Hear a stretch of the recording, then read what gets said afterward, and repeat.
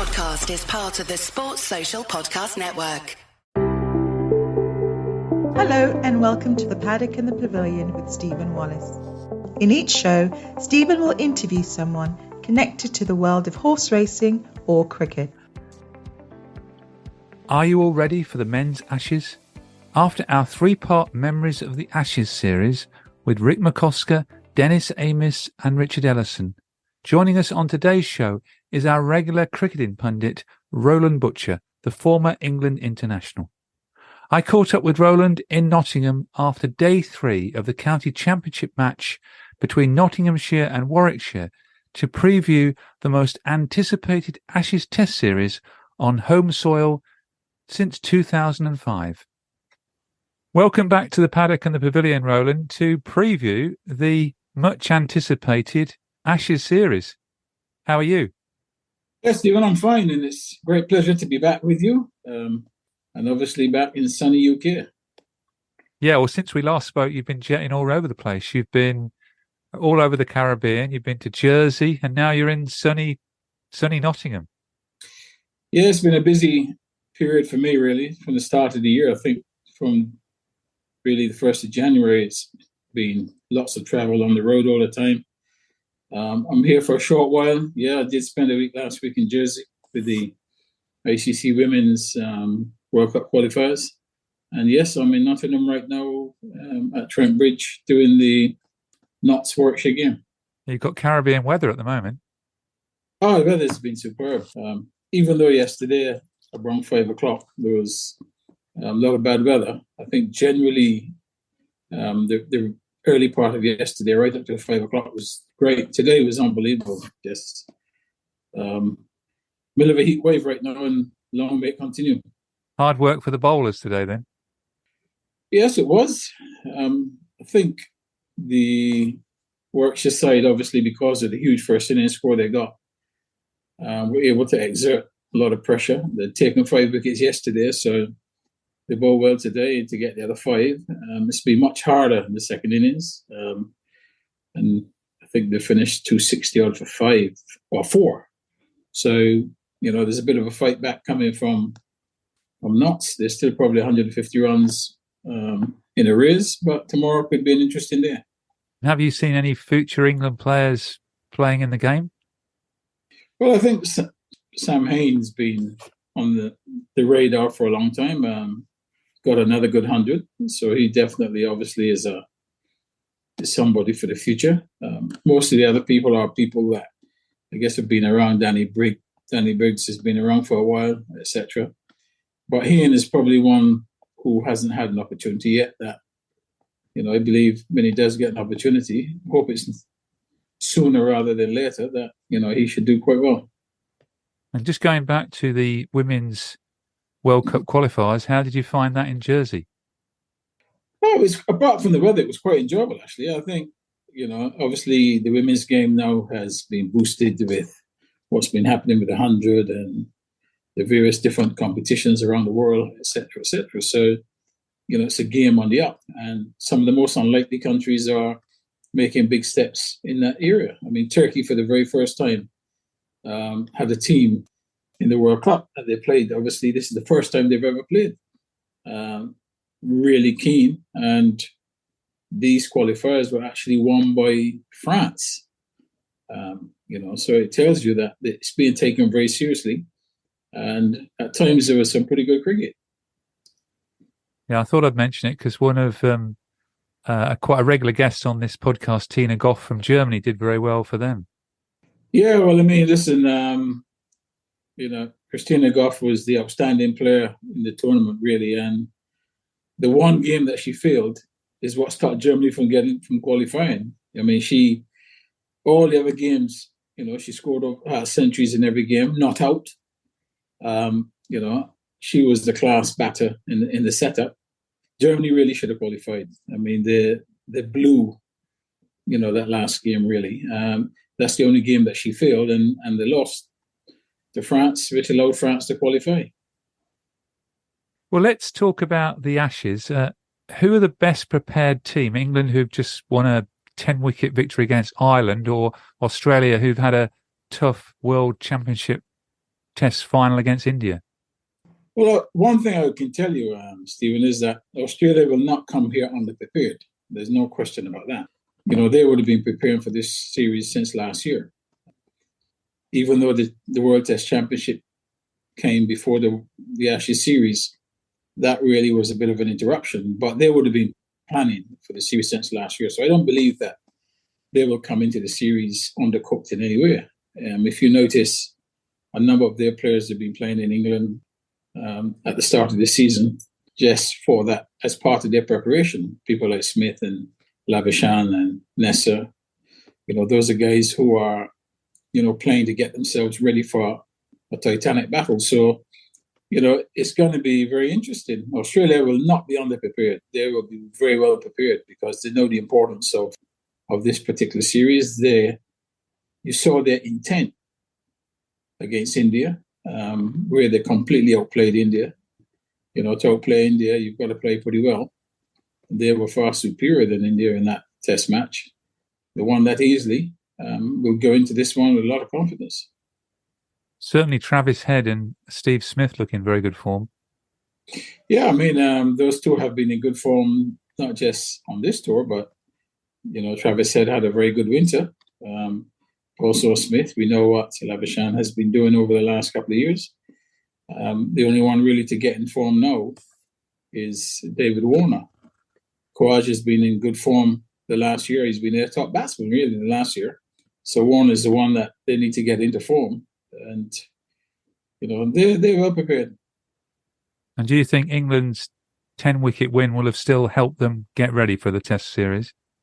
Well, it would. I think they would have probably preferred to want to be pushed a little bit harder by Ireland, which they did in the second innings. But I don't think it was a difficult exercise for England, to beat Ireland in that Test match.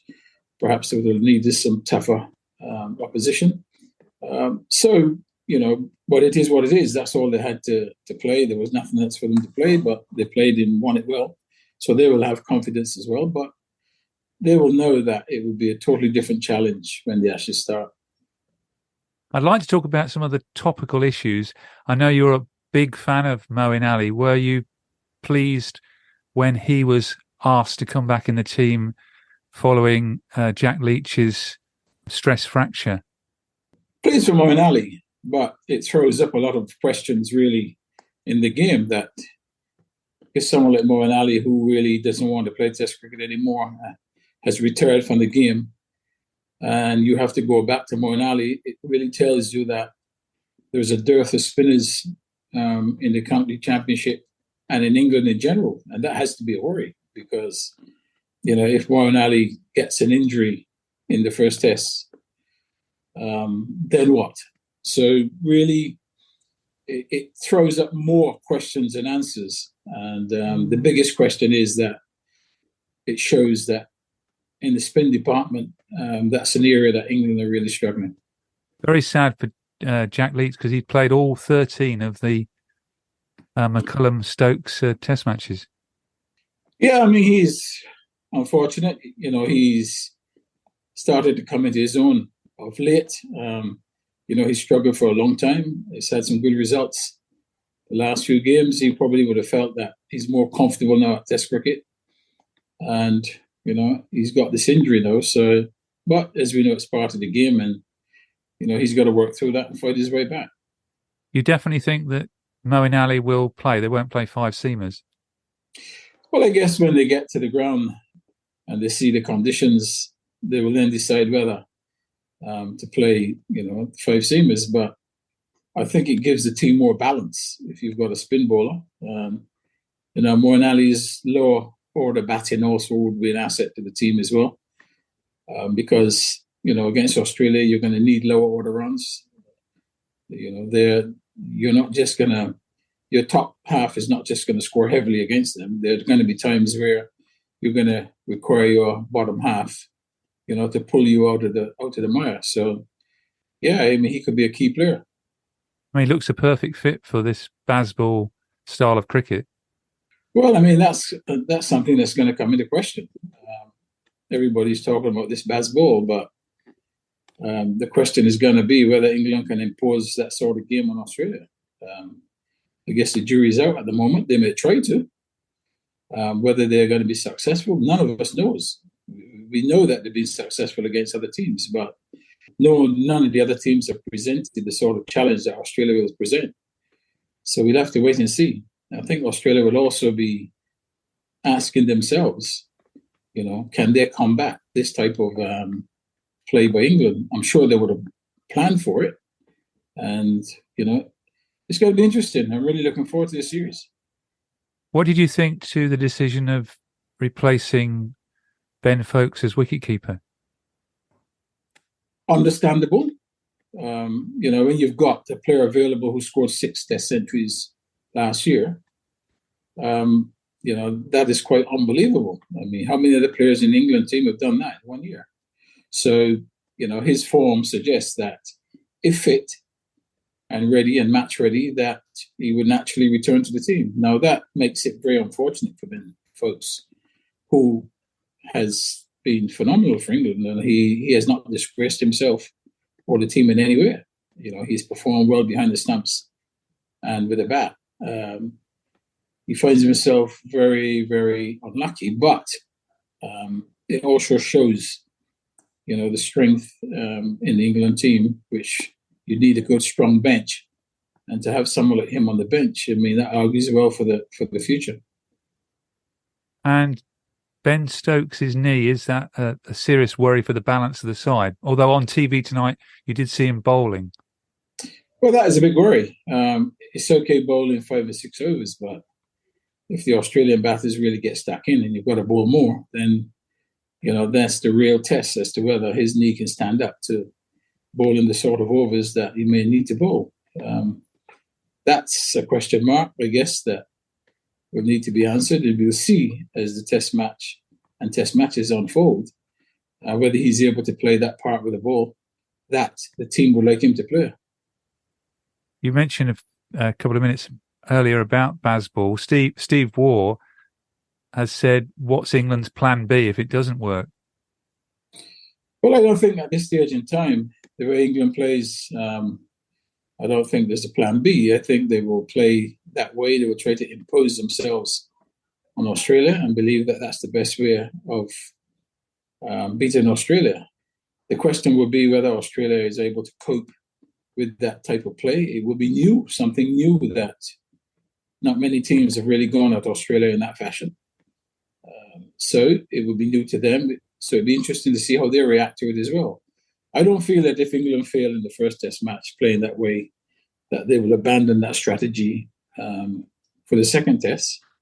I just feel they will believe that maybe they were on the wrong end of a result, but I think they will still believe in the process and come the second Test, try to impose themselves the same way. Because the Australians have got a high-quality pace attack and have also got an off-spinner with nearly 500 Test wickets. They have, but they have never, ever been presented with these type of situations. There will never be, Australia never played a Test match where players are ramping or coming down the wicket or that type of thing. So this is new, reverse sweeping and all sorts of stuff. So, they've got to find out something about themselves as well. England have identified a style of playing. I'm sure they will stick with that. The question will be whether Australia can cope with it. If they do, will England change their strategy or will they continue in the same vein? So it makes really for interesting cricket. It's certainly going to be exciting. Do you think the England bowling attack can get 20 wickets on flat pitches? I think the England bowling attack would be a lot better if they had a fit Joe for Archer and a fit Mark Wood. I'm not sure the fitness status of Wood, whether he will play, but, a fit Mark Wood and a fit Joe for Archer. And then if you add in the others, Anderson, Broad, and then you bring in Robinson, Potts, and Tong as well, and then obviously you've got Chris Woakes in the background. It gives you some good options. with no archer, and if Wood is not there, then the bowling is a little bit thinner. And depending on the summer, if it's a dry summer and the pitches are really good, and these are Australia batters, they've got histories of scoring big runs. If the pitches are really batting friendly, the attack could be exposed. Who do you think then are the key players of the series? Well, on both sides, if I look at the England side, obviously key players will be Joe Root as usual, the most experienced batter. Obviously Ben Stokes, those are two key players. Also Jonny Bairstow, simply because of his form last year. Crawley, Pope, all good players, but at the same time, I don't think they will present the same sort of fear or trepidation that a Ben Stokes or Joe Root. I think Australia will definitely be targeting Joe Root and Stokes, because they will feel that if they can knock them over, the house will crumble. So those are key players. And then bowling wise, obviously, if Anderson can hit his straps, if Mark Wood plays, he would be a key bowler as well. Robinson, definitely, if he plays, his bowling will be an asset. From Australia's point of view, then really, they've got some good match winners. In Smith and Labuschagne, they've got some, two top players in the bowling department. If they get it right, Stark, if it's a fit Hazelwood, bowling is doing well. So they have got some key players as well. And of course, if there's any spin available, then they got the best off spin in the world in Nathan Lyon. So they've got some key match winners, perhaps more match winners than England have. A lot of matches to play in a very short period of time. That could have an effect, injuries and lack of form and things like that. Yeah, you're going to have to be fit. They're going to have to find a way, both teams, to keep the squads refreshed. I guess England may be in a better position in that obviously the series is being played in England, so they will have access to more players. Australia may be limited to the squad that they've brought. Maybe one or two players might be playing kind of cricket that, if anything goes drastically wrong, they can call upon them. But at the same time, I think managing the fitness of the players on both teams is going to be crucial.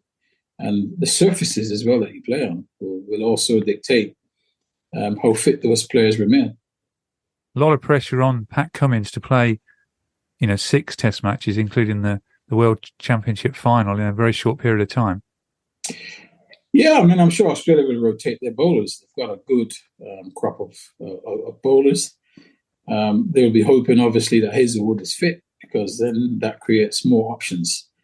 They can then rotate the bowlers. They will need to, because, 5 test matches on top of the World Test Championship, that's a lot of test matches in a short space of time.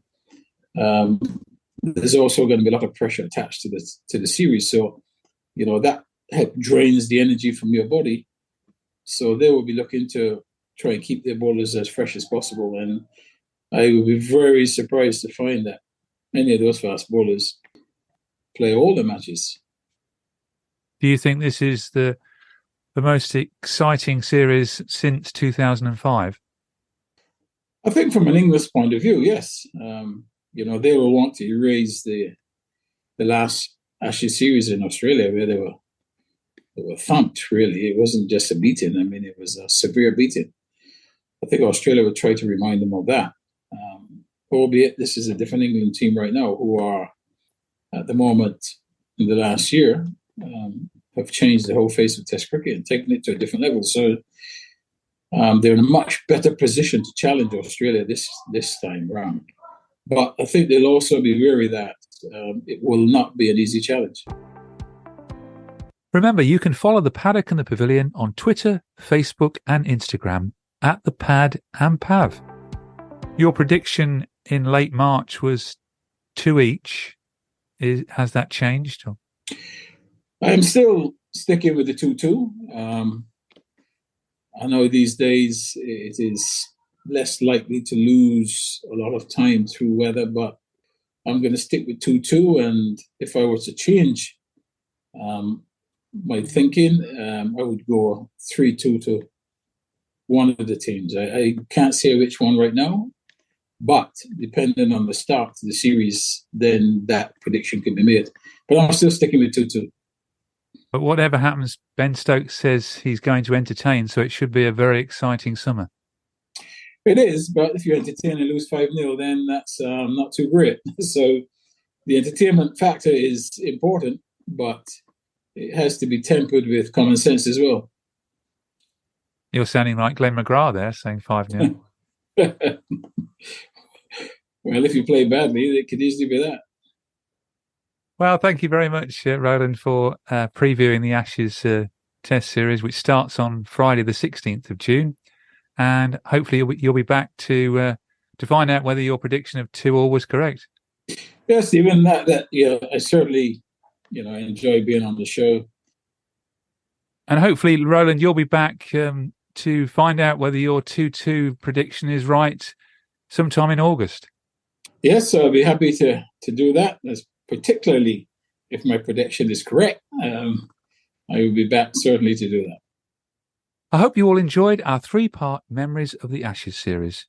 Do go back to the Paddock and the Pavilion archive to listen to Rick McCosker, Dennis Amiss and Richard Ellison. Coming soon to get you ready for the Women's Ashes, we have 2 exciting shows lined up. Firstly, former England Test centurion Catherine Leng will be joining us to look back at her memories of the Ashes, while Rosa Simpkin of Rosa Talks Ball will team up with Catherine to preview the Women's Ashes series, which gets underway on Thursday, the 22nd of June. And in our final Ashes podcast, Australian journalist Nick Richardson joined me to chat about the beginnings of women's cricket between England and Australia in the 1930s. Sports Social Podcast Network. Michael J. for Hope for the Warriors. Started back in 2006 at Camp Lejeune. Military families witnessing the effects of war on their loved ones. Now, almost 20 years later, they've aided over 53,000 service members, veterans, and families with confidential, high-quality behavioral health care services at little or no cost to post-9/11 vets and their families. Over 91% of every dollar donated goes directly to the programs. If you're as concerned about our heroes as I am, go to hopeforthewarriors.org.